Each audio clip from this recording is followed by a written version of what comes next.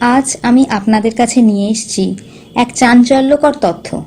সেটা আপনারা অনেকেই জানেন, আবার অনেকেই জানেন না। আমাদের দেশের সীমানা আজও পাহারা দিয়ে চলেছে এক অতন্দ্র প্রহরী, নিজের মৃত্যুর পরও। এটা কি হতে পারে? সেই অতন্দ্র প্রহরী সৈনিককে যুদ্ধে যাওয়ার আগে আমাদেরই ভারতীয় সেনারা আজও প্রণাম করে যান। যদি এমন কিছু নাই হয়ে থাকে, তাহলে কেন ওনার মৃত্যুর পর সরকার থেকে ওনার প্রমোশন দেয়া হয়েছে? কেন প্রতি বছর নিয়ম করে সরকার থেকে ওনার ছুটি ঘোষণা করা হয়, আবার নিয়ম করে সসম্মানে তাকে রিটায়ারমেন্টও দেওয়া হয়েছে? এই বীর সৈনিক হলেন আর কেউ নয়, বাবা হরভজন সিং। এটা কোনো আমজনতার বিশ্বাস নয়, এটা কোনো আজগুবি গল্পও নয়, এটা কোনো ভারতীয় সেনাদের অন্ধবিশ্বাসও নয়। এটা একটা সত্যি ঘটনা, সম্পূর্ণ সত্যি ঘটনা। जो बटालियन जाती है वो बताती है कि ये बात है, वहाँ सच्ची बात है, उसमें कोई शक वाली बात नहीं है। ड्यूटी करता है वो तकरीबन सिक्किम का जो इलाका है वहाँ पेट्रोलिंग जो है बाबा करता है। আজও সেই বীর সৈনিক বাবা হরভজন সিং এর মহাত্মা আমাদের দেশকে অতন্দ্র প্রহরীর মতো পাহারা দিয়ে চলেছেন। আজ আমরা শুনব সেই বীর সৈনিকের দেশপ্রেমের কথা। 1946 সালের 30শে আগস্ট বাবা হরভজন সিং পাঞ্জাবে জন্মগ্রহণ করেন। এরপর পড়াশোনা শেষ করে দেশের জন্য কিছু করার উদ্দেশ্যে 1965 সালে ভারতীয় সেনার পাঞ্জাব রেজিমেন্টে নিযুক্ত হন। 1966 সালে সিকিমের সেরাথাঙে বাংকার ইনচার্জ হিসাবে নিযুক্ত হন। তার ঠিক পরের বছরই পূর্ব সিকিমের নাথুলা পাসে নিযুক্ত হন তিনি। এরপর আসে 1968 সালের 4 অক্টোবর। প্রবল বর্ষা এবং বন্যার এক রাতে খচ্চরের পিঠে জিনিসপত্র নিয়ে তিনি যাচ্ছিলেন তাদের ব্যাটালিয়নের হেডকোয়ার্টার টুকুলার দিকে ডংজুগলায়। কিন্তু পথে ঘটে এক ভয়ঙ্কর দুর্ঘটনা। খচ্চরের পিঠ থেকে স্লিপ করে পড়ে গিয়ে তিনি হারিয়ে যান খরস্রোতা পাহাড়ি ঝর্ণায়।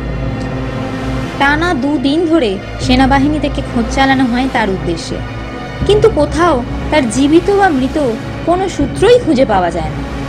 এরপরেই ঘটে যায় এক অবিশ্বাস্য ঘটনা। বাবা হরভজন সিং তার সহকর্মীকে স্বপ্ন দেখায়। কোথায় গেলে তার মৃতদেহ পাওয়া যাবে সেই সন্ধানও দিলেন বাবা হরভজন সিং নিজেই। এই স্বপ্ন দেখার পর ওই নির্দিষ্ট স্থানে শুরু হয় তল্লাশি, এবং আশ্চর্যজনকভাবে ঠিক সেখানেই পাওয়া যায় হরভজন সিং এর মৃতদেহ। का जो साथी थे वो रात को उस साथी के सपने में आए कि मेरा सिर पासिंग सिर है जो जहाँ पे पड़ा हुआ है आप वहाँ से उठाइए। फिर वो दूसरे दिन उनको ढूंढने के लिए गए, जहाँ उन्होंने बताया था वहीं पे मिला। তিনি তার সহকর্মীদের আরো বলেছিলেন সেখানেই যেন তার নামে সমাধি তৈরি হয় এবং মৃত্যুর পরও তার আত্মা দেশের সীমানা পাহারা দিয়ে যাবে। तो इनके साथी को इनने सपने में बताया कि मेरा मंदिर और समाधि बना देना, और मैं आगे भी ऑन ड्यूटी हूँ, सर्विस करूँगा, मेरी आत्मा सर्विस करेगी। এই ঘটনার পর থেকেই এক ঘোড়সাওয়ারি ছায়ামূর্তিকে রোজ রাতে টহল দিতে দেখতে পাওয়া যায়। ভারত ও চীন 2 দেশেরই সীমান্তরক্ষীরা সাদা ঘোড়ায় এই ঘোড়সাওয়ারি জওয়ানকে দেখতে পান। ভারতীয় সৈনিকদের মাঝে মধ্যেই স্বপ্নে পরামর্শ দেন বাবা হরভজন সিং এর আত্মা। কোন পথে হামলা চালাতে পারে, কোন পথে চীনা সৈনিকরা আক্রমণ করতে পারে সে বিষয়ে অবগত করে দেন বাবা হরভজন সিং নিজেই। ये भी सुना है कि बोलते हैं कि 72 घंटे पहले वो बता देगा, अगर चाइना ऑपरेशन करता है हिलता है तो वो 72 घंटे वो जो पहले बता देगा कि ये ऑपरेशन चाइना करने वाला है। প্রথম থেকেই চীনা সৈনিকরা এই ঘোড়সাওয়ারি ছায়ামূর্তিকে নিয়ে ভারতীয় সৈনিকদের জানান একজন সেনা জওয়ান সাদা বস্ত্রে সাদা ঘোড়ায় চড়ে রাতের বেলায় সীমান্তবর্তী এলাকায় ঘুরে বেড়ায়, আপনারা তাকে এমন কাজ করতে বারণ করুন। এরপরেই চীনা হেডকোয়ার্টার থেকে চিঠির মাধ্যমে ভারতীয় হেডকোয়ার্টারে বিষয়টি নিয়ে অবগত করা হয়। কিন্তু অদ্ভুত ব্যাপার এই যে চিঠির বিষয়টা আগের থেকেই স্বপ্নে জানিয়ে দেন বাবা হরভজন সিং।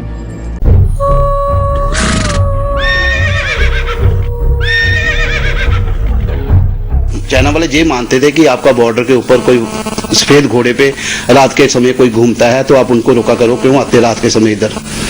तो वो हमने बोला कि हमारा आदमी तो कोई नहीं है, लेकिन उन्होंने देखा भी रात को कोई घूमता है। जब घूमता है उनके भी सपने में आए, फिर उनके लोग भी चाइना वाले भी उनको मानना शुरू कर गए। তার তারপর তিনি চীনা সৈনিকদেরও স্বপ্ন দেখাতে শুরু করেন। সীমান্তবর্তী এলাকায় ভারত বা চীন কেউ যদি ক্ষমতার কোনো অপব্যবহার করে বা হামলা চালাতে আসে, তাহলে বাবা হরভজন সিং আগে থেকেই স্বপ্নের মাধ্যমে সেটা জানিয়ে দেন। এরপর থেকেই চীনা সৈনিকরাও বাবা হরভজন সিং এর আত্মার অস্তিত্ব স্বীকার করতে শুরু করে এবং তাকে মানতে ও সম্মান করতে শুরু করে। এমনকি চীন ও ভারত দু দেশের মধ্যে যখন সেনা মিটিং হয়, তখন বাবা হরভজন সিং এর উদ্দেশ্যে বাবাকে সম্মান জানিয়ে রাখা হয় একটি ফাঁকা চেয়ার। দু দেশের সেনারাই বিশ্বাস করেন বাবা হরভজন সিং ওই চেয়ারে বসে মিটিংয়ে অংশগ্রহণ করবেন। এমনকি কখনো যদি কোনো সৈনিক ডিউটির সময় ঘুমিয়ে পড়েন, তাহলে বাবা এসে তাকে চড় মেরে ঘুম থেকে তুলে দেন। बाबा जी ड्यूटी देते हैं और गलत काम करने वाले को सजा भी देते हैं। जैसे कि कोई सिपाही इस ड्यूटी में सो गया तो बाबा जी थप्पड़ लगा के उठाते हैं उसको। এরপর বাবা হরভজন সিং এর স্বপ্নাদেশ অনুযায়ী বাবার বাংকারে বানানো হয় মন্দির, যার নাম হয় বাবা মন্দির। এখানে ভারতীয় সৈনিকরা সমস্ত নিয়ম পালন করেন বাবা হরভজন সিং এর উদ্দেশ্যে।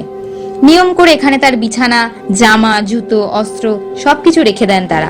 সব কাজই এখানে ভারতীয় মিলিটারি দ্বারা পরিচালনা করা হয়। তাকে দেয়া হয় সকাল থেকে রাতের খাবার, কিন্তু রাত থেকেই বন্ধ করে দেয়া হয় মন্দিরের দরজা, কারণ তখন বাবার ডিউটির টাইম শুরু হয়।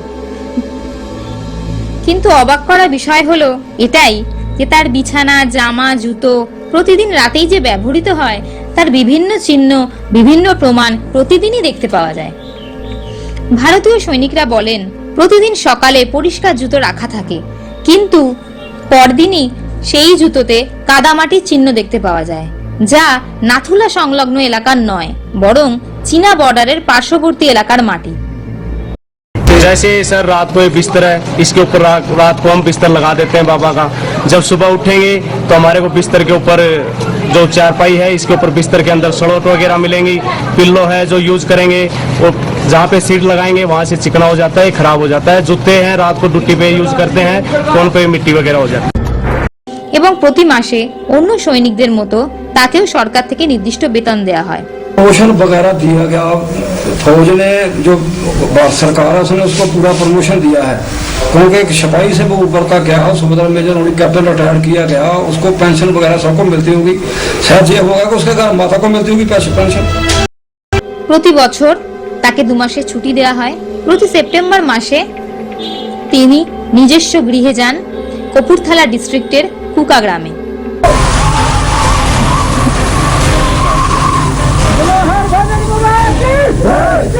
ये साजो सामान, ये सारा इंतजाम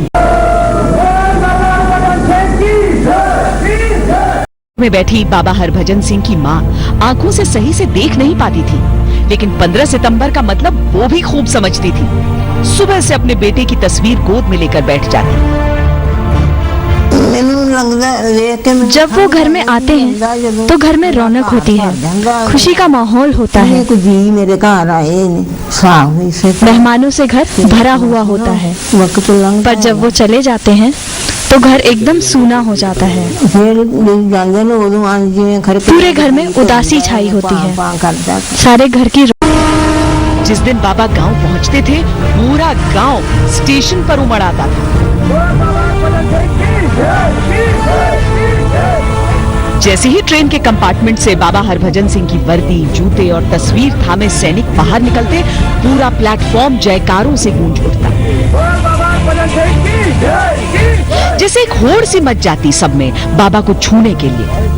देखा जाए तो बाबा हरभजन सिंह वहां कहीं नहीं होते थे, लेकिन जिस तरह से लोग कभी उनकी तस्वीर पर जल छिड़कते, फूल माला पहनाते, लगता ऐसा ही था जैसे कोई जंगबाज कई दिनों की छुट्टी के बाद घर लौटा।